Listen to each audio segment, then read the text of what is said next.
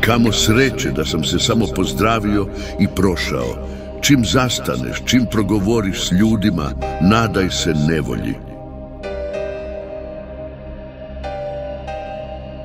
Ima jedna crta koja dijeli čovjeka od nečovjeka. To je ona crta kad ljudi u vama ubiju sve ono dobro što ste za njih osjećali. Pričaju o plovidbi, oni koji nisu sidro digli. Čast se ne može oduzeti, ona se može samo izgubiti. Jadan je onaj koji mora nekoga poniziti da bi sebe uzdigao. Postati čovjek ljepše je nego postati kralj.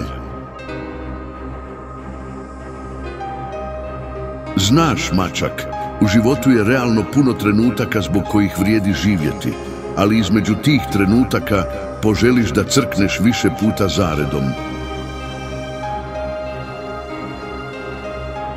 Nisu sve oluje došle da ti unište život, neke su došle da ti očiste put.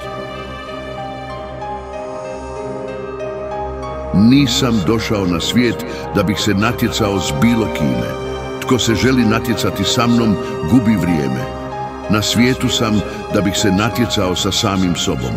Prevladavao svoje limite, pobjedio svoje strahove, borio se protiv svojih mana, prevladavao svoje teškoće i trčao prema svojim ciljevima. A sve to mi već oduzima puno vremena. Teško onima koji su voljeli samo tijela, oblike, vanjštinu, smrt će im oduzeti sve. Pokušajte voljeti duše, ponovno ćete ih naći.